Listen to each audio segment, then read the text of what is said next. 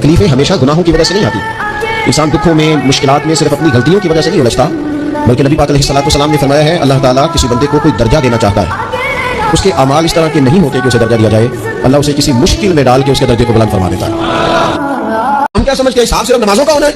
हम क्या समझते हैं कि हिसाब सिर्फ हमसे सजदों के बारे में पूछा जाएगा? ये भी सवाल होगा, ये भी सही बुखारी मुस्लिम में मौजूद है, सही हदीस में मौजूद है कि रब फरमाएगा, ओ बंदे मैं भूखा था, तूने मुझे रोटी नहीं खिलाई, मैं प्यासा था, तूने पानी नहीं पिलाया, कपड़ों की आदत थी, तू लेके नहीं आया, मैं बीमार था, तूने तीमारदारी नहीं करी। मालिक तू खाने से पाक, पीने से पाक, पहनने से पाक, बीमारी से पाक। तो रब करीम फरमाएगा, वो जो तेरे पड़ोस में बंदा बीमार था तो मैं ही तो था ना, वो जो तेरे पड़ोस में आदमी भूखा था तो बंदा तो मेरा ही था ना, वो जो तेरे दाएं बाएं लोगों को हाजत थी तो वो मेरे ही बंदे थे। खुदा के बंदे तो हैं हजारों, बनू में फिरते हैं मारे मारे, मैं उसका बंदा बनूंगा जिसको खुदा के बंदों से प्यार होगा।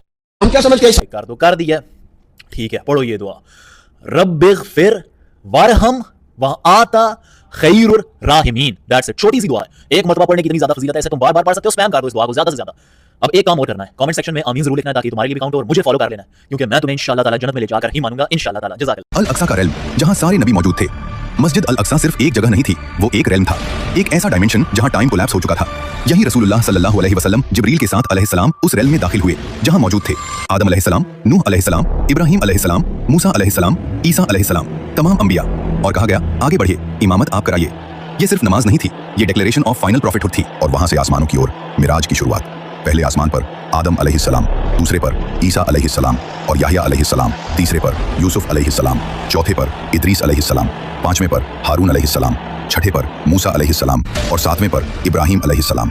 और फिर वहां पहुंचे जहां न कोई नबी गया न कोई फरिश्ता, जहां आसमान की सारी हदें खत्म हो जाती हैं, जहां से आगे किसी फरिश्ते का भी सफर मुमकिन नहीं।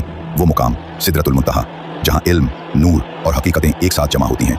सिदरतुल मुंतहा की जड़, रूट छठे आसमान पर है और उसकी शाखाएं सातवें आसमान तक फैली हुई हैं। यही वो जगह है जहां से नील और फुरात, दुनिया की दो सबसे मुबारक नदियां, अपनी हकीकत का सफर शुरू करती हैं।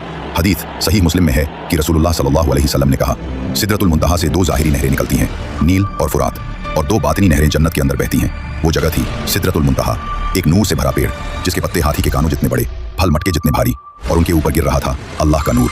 ये नूर जब सिदरा पर गिरता था तो पेड़ के रंग ऐसे बदल जाते थे जो किसी इंसान ने, किसी दुनिया ने, किसी कैमरे ने कभी देखे ही नहीं, क्योंकि वो रंग इस दुनिया के स्पेक्ट्रम में आते ही नहीं। इंसान की आंख सिर्फ 0.003% रंग देख सकती है। सिदरतुल मुंतहा के रंग उन डायमेंशंस के स्पेक्ट्रम से आते हैं जहां मैटर का कोई अस्तित्व नहीं, सिर्फ एनर्जी है। नील और फुरात सिदरतुल मुंतहा से निकलती हैं, लेकिन सीधे लिक्विड पानी बनकर जमीन पर नहीं गिरती। क्यों? क्योंकि सिदरतुल मुंतहा कोई फिजिकल जगह नहीं, ये एक हायर डायमेंशन है।